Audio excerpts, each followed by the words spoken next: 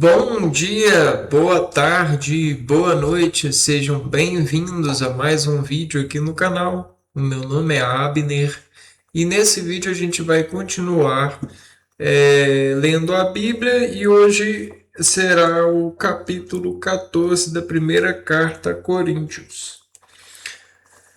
O dom das línguas e a profecia. Buscai o amor e aspirai aos dons do Espírito, principalmente a profecia. Pois aquele que fala em línguas não fala aos homens, mas a Deus. Ninguém o entende, pois ele fala em êxtase espiritual, coisas misteriosas. Mas aquele que profetiza fala aos homens, edificando, exortando, confortando. Aquele que fala em línguas edifica a si mesmo, porém o que profetiza edifica a igreja. Desejo que vos todos faleis em línguas, desejo ainda mais que todos profetizeis. O que profetiza é maior do que aquele que fala em línguas, a menos que este também interprete e assim edifique a igreja. Ora, irmãos, suponhamos que eu me apresente entre vós falando em línguas, em que vos serei útil, se eu não vos comunicar nem revelação, nem conhecimento, nem profecia, nem ensinamento de modo semelhante. Se os instrumentos musicais, como a flauta ou a citara, não produzirem sons distintos, como se reconhecerá a música que está sendo tocada? E se a trombeta produzir um som confuso, quem se preparará para a batalha? Assim também vós, se não usardes uma linguagem clara, como sereis entendidos? Na verdade, estareis falando ao vento. No mundo existem umas quantas espécies de línguas e nenhuma carece de som e sentido. Se eu ignorar o significado das palavras, serei como estrangeiro para aquele que fala, e aquele que fala será como estrangeiro para mim.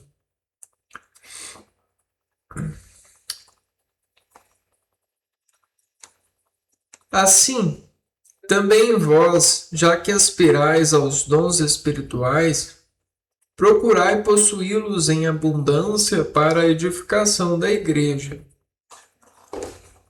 Por isso, quem fala em línguas, ore para poder interpretar. Pois, se eu oro em línguas, é o meu espírito que faz oração, mas a minha mente não participa. Então, o que concluir? Vou orar com meu espírito e orar também com a minha mente. Cantarei com meu espírito e cantarei também com minha mente. Pois se louvas a Deus somente com o espírito, como o ouvinte não iniciado poderá dizer Amém? A tua ação de graças, já que ele não sabe o que estás dizendo? Por certo, tua ação de graças é coisa excelente, mas com ela o outro não é edificado. Graças a Deus falo em línguas, mas que todos vós. Mas numa reunião de igreja prefiro dizer 5 palavras com minha mente, para assim instruir também os outros a dizer 10.000 palavras em línguas. Irmãos, quanto ao entendimento, não sejais crianças, mas homens feitos. Quanto à malícia, porém, sede sempre crianças. Está escrito na lei: falarei a este povo em outras línguas e por lábios de estrangeiros. E nem assim eles me obedecerão, diz o Senhor.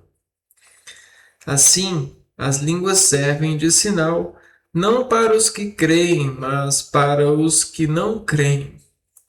A profecia, ao contrário, não é para os não crentes, mas para os que creem. Se, por exemplo, a igreja estiver toda reunida no local e todos os presentes se puserem a falar em línguas e entrarem alguns não iniciados ou ainda não crentes, estes não vão dizer que estáis loucos. Ao contrário, se todos estiverem profetizando e entrar alguém que ainda não crê ou não é iniciado e este será convencido de seus erros e avaliado por todos, os segredos de seu coração ficarão manifestos e então ele, prostrando-se com o rosto em terra, adorará a Deus e proclamará: verdadeiramente Deus está entre nós.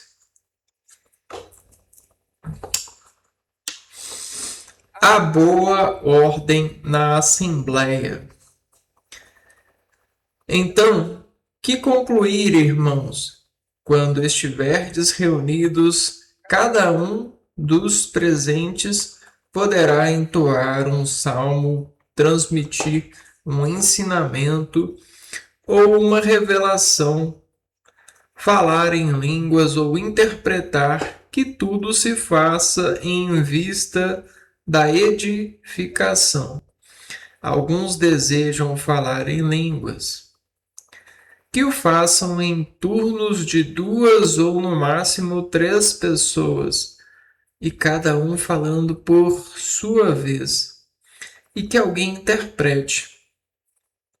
Caso não haja quem interprete, guardem silêncio na reunião, falando cada qual a si mesmo e a Deus. Quanto aos profetas, falem 2 ou 3, e os outros façam discernimento. Se, porém, a um ou outro ali presente for feita uma revelação, cale-se o primeiro. Vós todos podeis profetizar, mas um de cada vez, de maneira que todos se instruam e sejam exortados. Aliás, os espíritos dos profetas estão sob o controle dos profetas.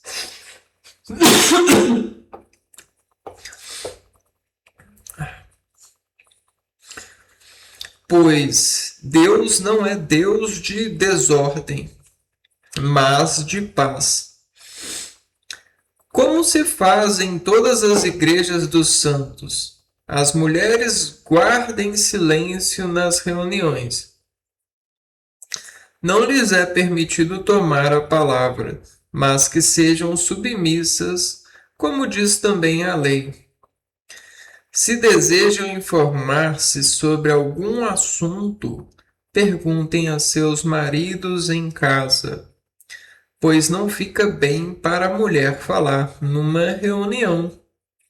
Foi acaso do meio de vós que partiu a palavra de Deus? Ou fostes vós os únicos a recebê-la? Se alguém se considera profeta ou julga ter o dom do Espírito, reconheça no que vos escrevo um mandamento do Senhor. Mas se alguém o ignora, também será ignorado. Em suma, irmãos, aspirai ao dom de profecia e não impeçais que se fale em línguas, mas que tudo se faça como convém e em boa ordem. Né? Então vamos dizer assim que a gente está recebendo uma mensagem sobre a comunicação, inclusive a comunicação que se espalha em ambientes fechados ou igrejas, né, propriamente ditas. Ambientes fechados retratam várias forças por edificações, que são contrações informadas, são linguagens. Nós atualmente estudamos linguagens na escola e sabemos que existem as linguagens gráficas, as linguagens gestuais, as linguagens vestuárias, as linguagens matemáticas e geométricas, né, que é uma parte da linguagem matemática. Então, existem vários campos das linguagens.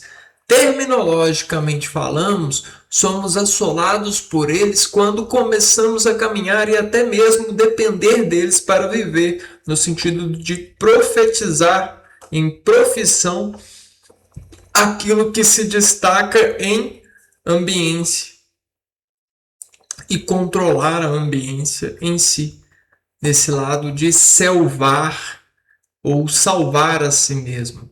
Selvar, encontrar na selva de si um salvamento, né? Uma caça, uma forma de caçar e estar em casa. Só que toda construção, todo poder que vem do homem se dá pela igreja. E a igreja se faz o homem.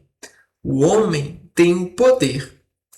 O poder, por que o homem tem o poder? Porque a mulher veio para dar à luz ao homem. Ora, se não foi a mulher, quem foi?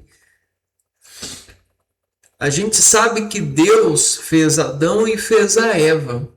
Mas a Eva é a condutora de semelhar, né, no sentido da formação de mulheres para salvar o mundo de seus pecados, né, para o arrependimento. E a Eva, ela contou para as suas filhas do arrependimento de ter se desligado de Deus na obediência. E essa é a missão de todas as filhas da Eva. Só que elas fazem isso cooperando com Deus na produção de seu filho. Pois ela é a quem dá a luz ao Filho de Deus no sentido da carne. Ela é a escolhida, ela é a Maria, certo? E aí o que acontece? Se você conciliar, né, a essa luz que é dada por Eva ou pela Maria e prestar bastante, mas bastante atenção no sentido ritualístico, no sentido santificado, ou seja, diariamente, você vai ver que diariamente essa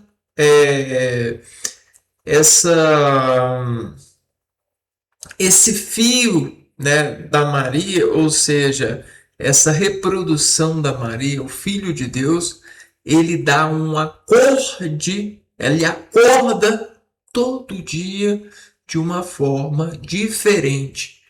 E isso lhes resplandece em diferenciação. E um modelo sistemático, científico, de se preparar para extrair essa diferenciação é encontrar um paraíso tal qual um homem vai na natureza e encontra um alimento novo, uma expressão nova, um sentido novo para carregar e viver, e até mesmo amar, doando, dividindo esse viver de carga. E aí o que acontece? Cada acorde novo se forma ou se informa em razão de intelectuar ou entender, extraindo do fundo da expressão do acordar novo aquilo que diz em verdade. E o que diz em verdade um corpo? Precisamos saber, pois o bem diz a verdade, uma recepção da mesma para reagir tal qual o bem como, e somente ao Espírito Santo é possível. Mas como a gente não está sempre em Espírito Santo pelo pecado e por saber que pecamos, é que a gente luta contra o pecado para que o Espírito Santo possa estabelecer tal proporção de verdade ou reação à verdade, pois ali está o Filho de Deus, acredite ou não, ali está a mãe do Filho de Deus, aquela que foi escolhida para dar a luz. E tudo isso se comunica, tudo isso é importante, tudo isso tem um texto, uma receita. Por que que tem isso? Pela organização dos registros valiosos, a religião. Registros valiosos, registros sagrados, o livro da vida. E veja só, toda o desejo do Filho de Deus está já construído pela disposição que Deus Todo-Poderoso o forma. E sabe qual que é o nosso trabalho? É entregar a Jesus, entregar o desejo, encontrar esse desejo na natureza. Por isso nós temos vontade de viver, porque a gente tem certeza em Deus que aquilo que falta na gente está na natureza. Já está pronto. Não tem nada que ser pronto. A minha esperança não é naquilo que ainda está por aprontar, pois tudo já se está pronto à medida que concebe-se o desejo. Esse é o maior poder de acreditar, né? Se eu existo é porque eu estou encaminhada dentro da verdade para encontrar o meu desejo criado por Deus, né? Nessa linha de diálogo. E aí a gente tem o diálogo, né? Fala muito do dom das linguagens. E aí a gente vê uma linguagem que a todos é entendida e uma linguagem que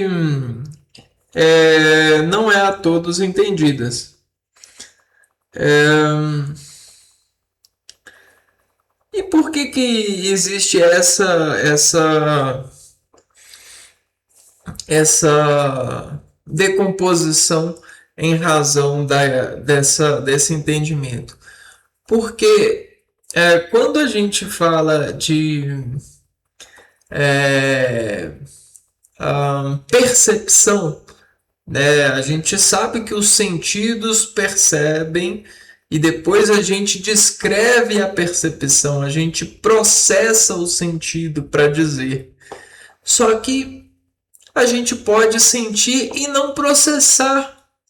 Ou a gente pode sentir e processar em uma outra configuração. E isso é remodelagem expressiva da linguagem conduzente, né? Tudo que é sensível a nós é reagido em nós por efeito de manutenção ou mantimento do equilíbrio de pertencer a essa sensação. Então eu posso descarregar de uma forma entendível aos intelectuais e eu posso descarregar de uma forma entendível às mães de nenéns, às doutoras de medicínicas, aos doutores, advogados, doutores da lei. eu posso para os palhaços do circo, eu posso para os diretores de cinema, eu posso para o violão, para os músicos. Então, tudo que eu faço e falo tem ou pode ter a, a convergência ou divergência no sentido da configuração de línguas, pois em linguagens a gente consegue, dependendo da qual a gente escolhe, expressar melhor. E o melhor é bom para o organismo, é bom para nós. A gente consegue luz com mais convicção, com mais claridade. O Espírito Santo agradece, sabe? Ele se despreende da, da retórica, dos dizeres que são, vamos dizer, gerais, e ele começa a irrigar, né, a florescer, a enraizar para os dizeres categóricos, os dizeres funcionológicos, no sentido até mesmo fisiológico.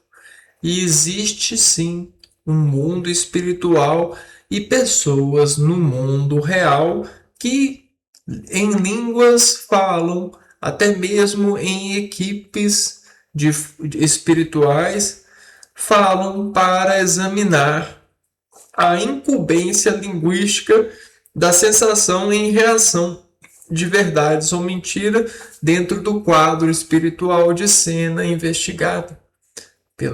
Falando do lado espiritual e do entendimento da carne que aprende o espírito em decomposição de meios. E somos cercados por isso tanto que a gente até mesmo não consegue se deformar no entendimento, né? Porque é caótico. Chega a ser estupidamente complexo. É um dano desestrutural, né? Não cabe ali menção a isso, mas cria-se uma dimensão a isso para que a atuação seja possível. Seja possível de chegar estatisticamente ou progressivamente ou porcentavelmente a uma coerência, a uma razão, né? Ou alguns dados de raciocinar a razão pelo afeto ou desafeto dessa nascente de necessidades que às vezes nós não temos o controle. São ações que são ou acontecem, né, inesperadamente, né? Então é isso, né? Então nunca nós iremos acostumar com o inesperado, é impossível. É impossível. Sempre vamos cair com o inesperado. Acontece que o inesperado é um exame, pois Deus, né, não nos colocou no mundo para esperar nada. Não esperamos no mundo. Nós atuamos em espírito para que a carne nos conduza à vida eterna. Dentro das ações escolhidas, né? Então não nascemos para temer a morte. Não nascemos para esperar. Isso é uma programação do meio espiritual que diz carregar força, poder entre nós, segredos do Vaticano, digamos assim, segredos do VET-SAN ou da endocitose celular, isso e aquilo, para nos dizer que pode poupar ou não a hora que quiser, né? Poupar a hora que quiser, para nos dizer que é para termos cuidado, ou vice-versa, e calcular a nossa reação quando a gente escuta isso, né?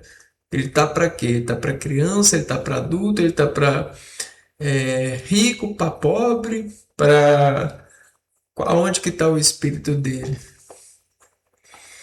É isso, né? Palmas, palmas pro purgatório. Brincadeiras à parte, né? Bom, então o texto ele fala sobre isso, né? E de alguma coisa, de alguma forma a gente consegue abrir elucidação com a partir dessa consciência. Eu vou ficando por aqui, a gente se vê então no próximo vídeo. Um abraço para vocês e fui!